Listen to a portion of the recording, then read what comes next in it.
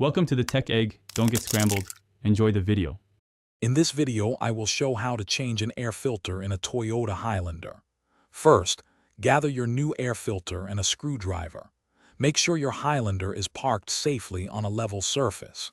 Then, open the hood and secure it with the prop rod. This simple maintenance task can improve your engine's performance and fuel efficiency, and it's easy to do yourself in just a few minutes.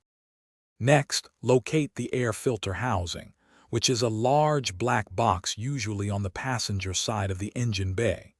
You'll see two metal clips on the front of the housing. Unclip these.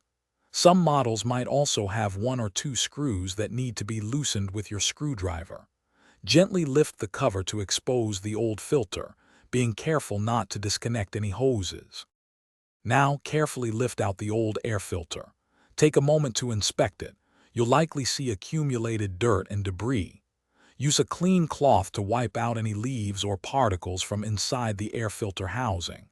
Then, take your new, clean air filter and place it into the housing, making sure it sits flush and securely within the compartment. This step is crucial for proper filtration.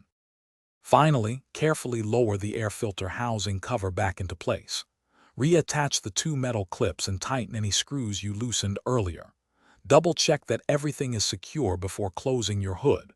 Regularly changing your air filter, typically every 15,000 to 30,000 miles, helps your engine breathe better, improving fuel economy and extending engine life.